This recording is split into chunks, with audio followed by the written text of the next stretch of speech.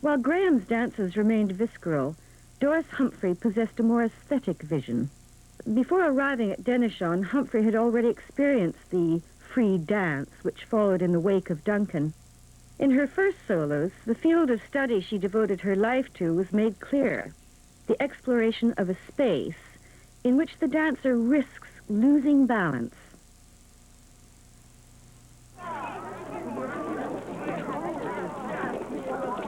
Ruth St. Denis and Ted Shawn took the company on a tour to the Far East, which was to last for more than 2 years. Doris Humphrey was fascinated by the Asian dances and by the authenticity of their art. On the other hand, the formalized exoticism of the Denishon began to irritate her.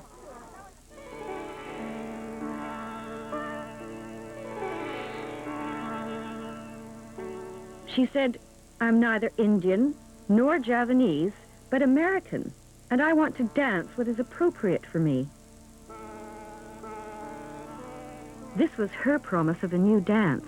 She left the Denishon. Along with Charles Weidman, another dancer from the school, she moved to New York, a city open to risk-taking, where she would find her own direction.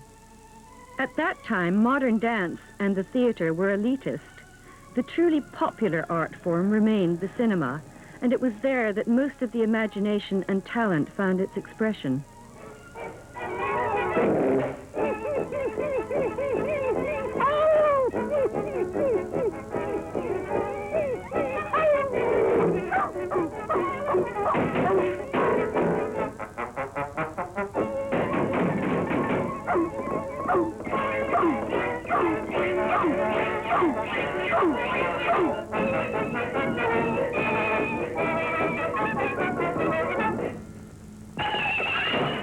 In 1923, Martha Graham also left California for New York, where she had a contract with a musical comedy revue, Greenwich Village Follies.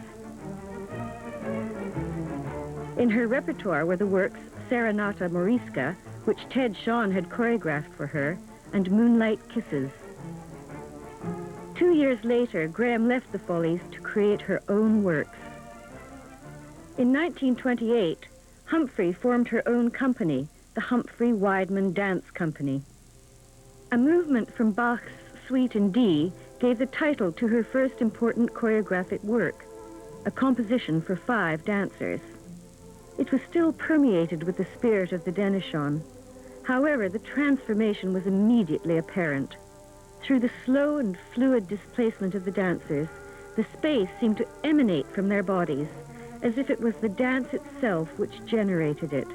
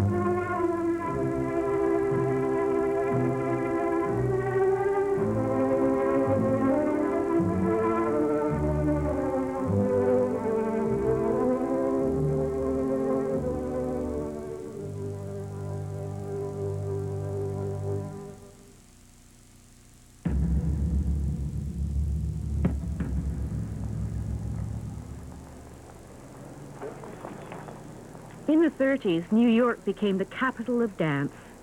It was the golden age of black dance and music. Jazz and tap dance took over the nightclubs. The most famous of these was the Cotton Club.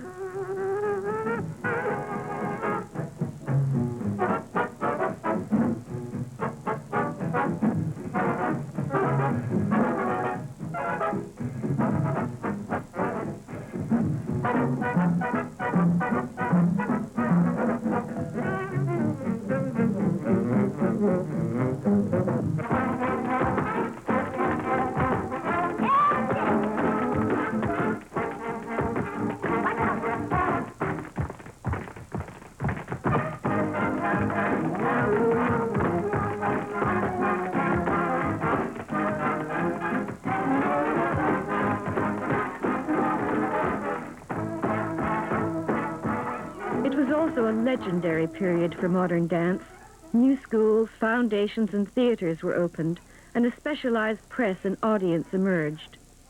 Modern dance and the German expressionist dance found success at the same time.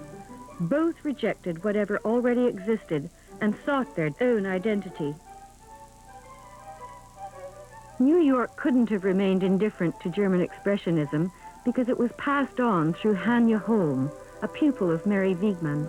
However, the real success was reserved for modern dance and its founders, Doris Humphrey and Martha Graham. Then, more than at any other time, modern dance belonged to women. Graham wanted to uncover the human soul. Of her own body, she claimed, the century and its events had passed through. She was directing a company of women and a school. She was a figurehead of the avant-garde and a leading light of American culture. She said, "Like the modernist painters and architects, we stripped our form of expression of any decorative or superfluous element." She developed a technique based on breath. Breathing in and breathing out correspond to the double principles of contraction and release.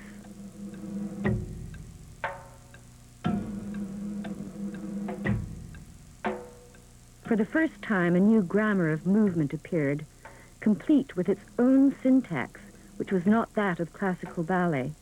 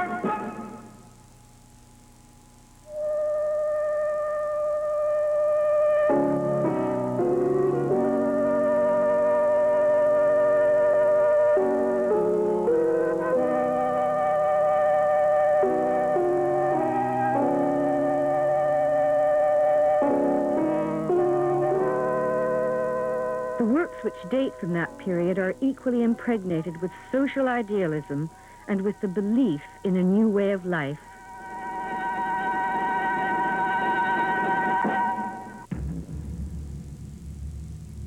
In 1927, the year of large-scale protests in Union Square against the executions of Sacco and Vanzetti, Graham created Revolt, and a little later, in the middle of the Depression and unemployment, Steps in the Street.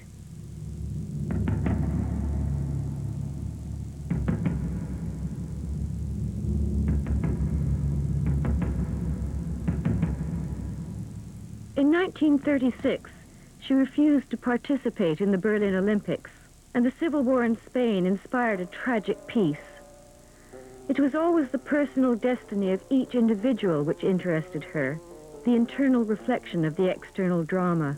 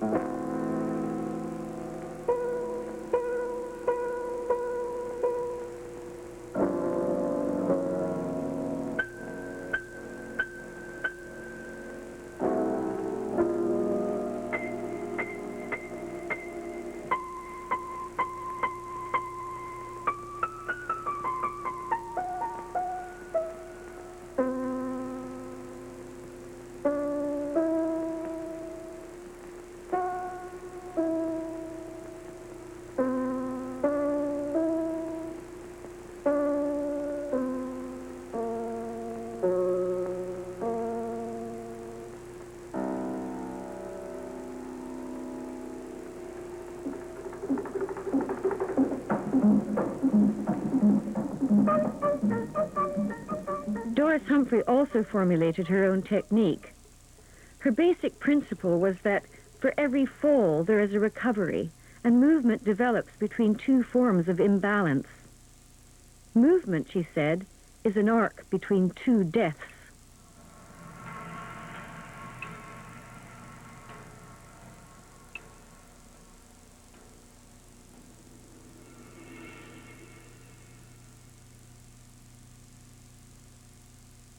Like Graham, she found inspiration in the social idealism of the age.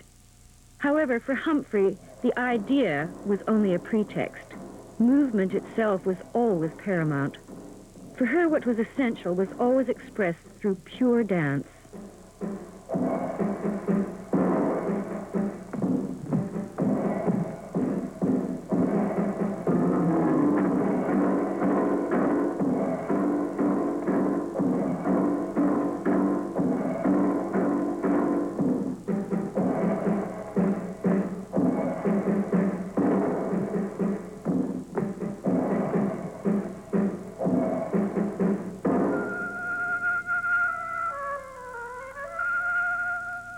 Starting in 1936, Doris Humphrey, Martha Graham, Charles Weidman, Hanya Holm, and the principal modern dancers met each summer at Bennington College.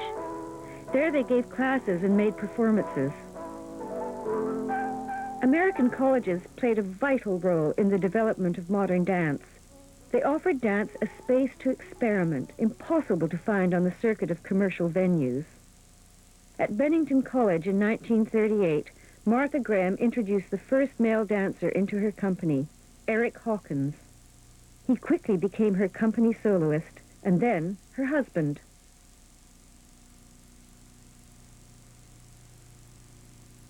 It was there that José Limón was discovered, a dancer later trained by Doris Humphrey.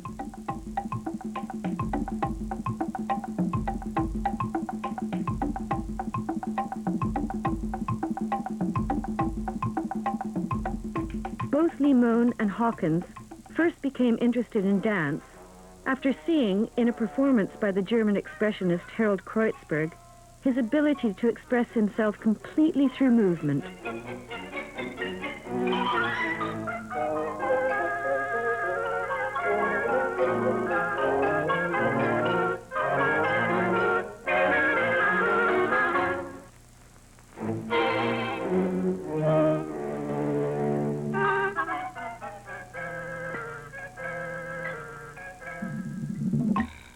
Limón would add a nobility and a masculine strength to the gentleness of Humphrey's movement.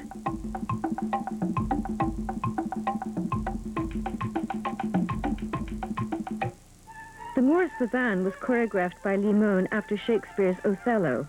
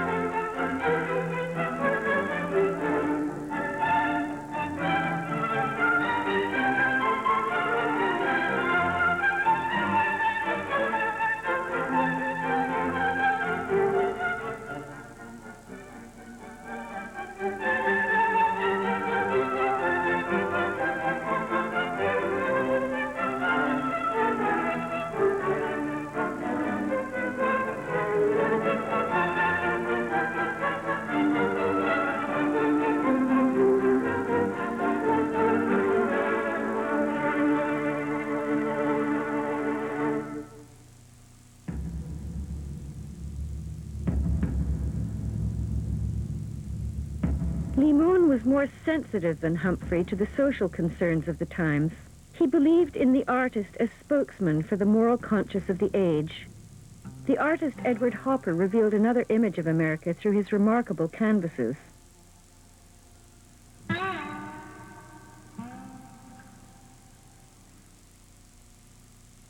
Doris Humphrey, plagued by arthritis, was forced to stop dancing. Martha Graham began the second phase of her career. She distanced herself from social issues and became more involved with psychoanalysis. In Errand into the Maze, the story of Theseus is reinterpreted as that of a man lost in the labyrinths of the unconscious.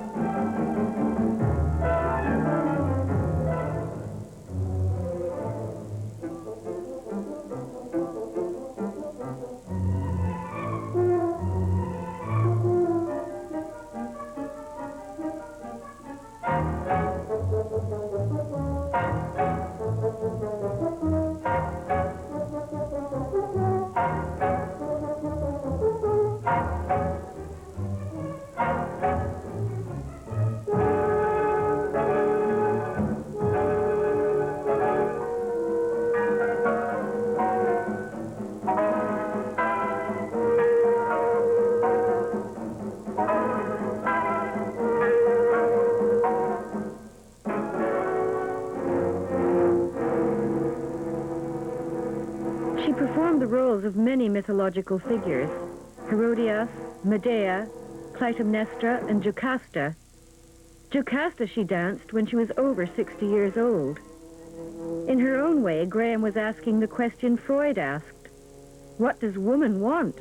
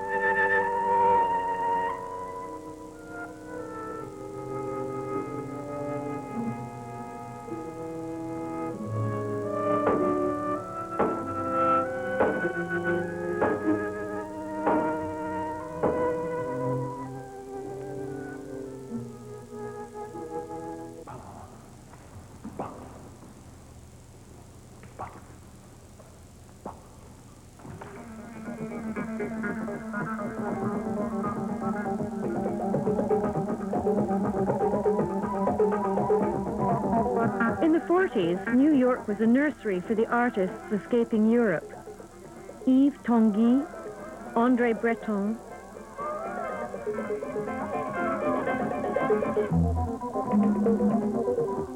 Max Ernst, Chagall, and Mondrian joined Duchamp, a renegade of the First World War. All the movements of contemporary art were represented at the Museum of Modern Art: Expressionism, Cubism, and above all, Surrealism. Peggy Guggenheim had just opened her gallery, Art of the Century, which welcomed European artists of the avant-garde. Some young American painters assimilated all these styles. All were greatly influenced by the works of Masson. He had opened up a new expressive field through the body of the unconscious. Also important were the works of Picasso, particularly Guernica.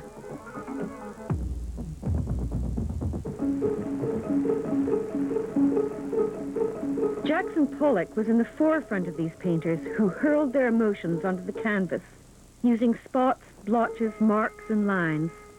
There was no central figure, but a multiplicity of dots and strong lines crossing the canvas from one end to the other. The space of the work was no longer confined by the frame. They became known as the abstract expressionists. American dance also became more abstract. A pupil of Hanya Holm, Olwyn Nicolai, took the social and psychological content out of expressionism.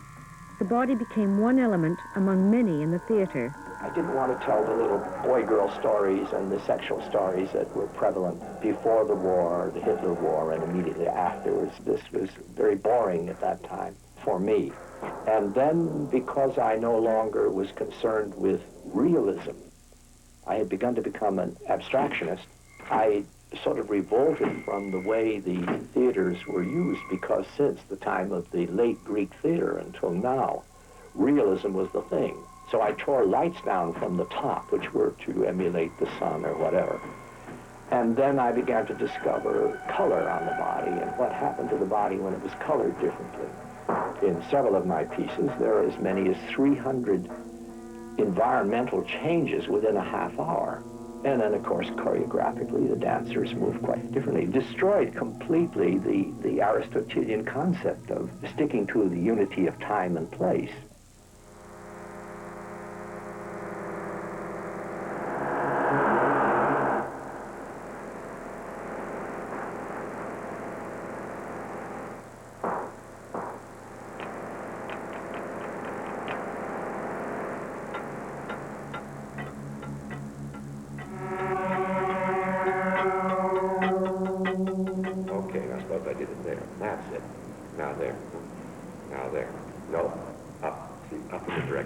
Nicolai taught a theory of movement where the center was movable, located in any point of the body.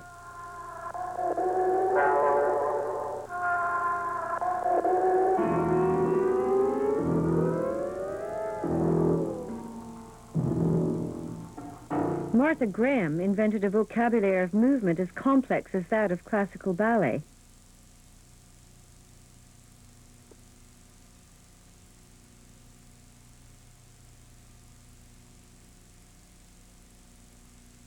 Balanchine stripped ballet of all plot and concentrated on line, energy, and movement. Merce Cunningham, their iconoclastic son, brought about the breakdown of the system.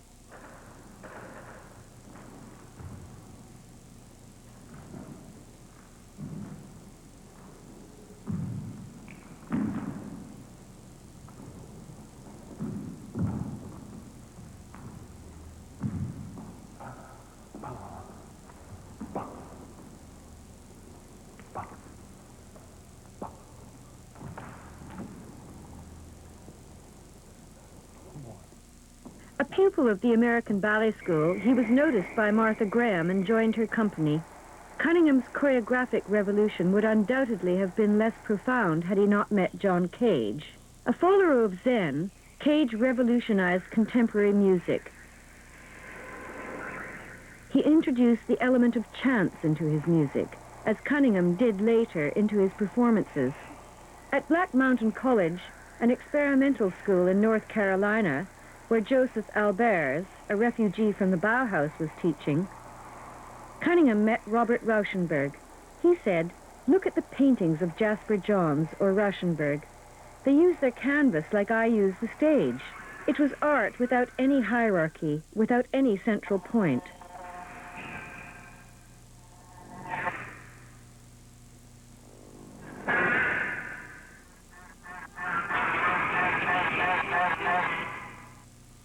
Like the American visual artists, Cunningham replaced the single central focus of the stage by an infinite number of equivalent points, which destroyed the traditional superiority of the soloist over the corps de ballet.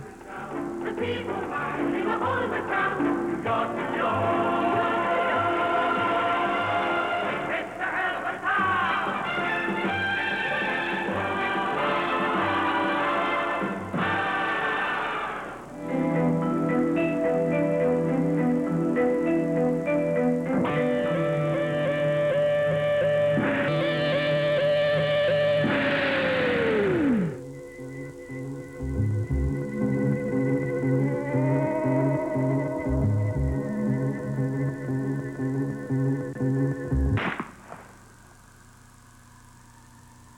All you have to do is say cheese, cheese.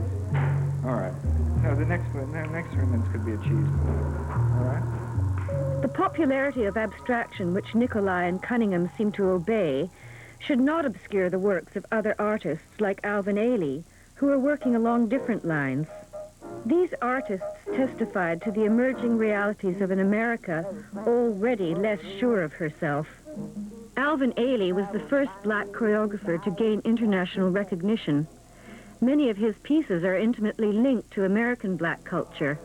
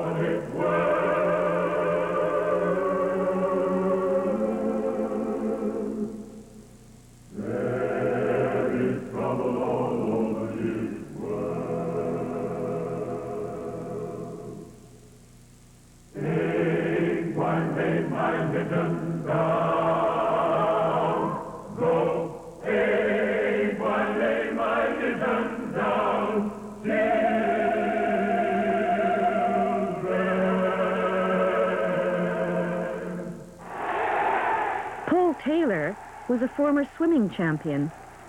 The best of the athleticism of America he brought with him as a dancer to the companies of both Graham and Cunningham.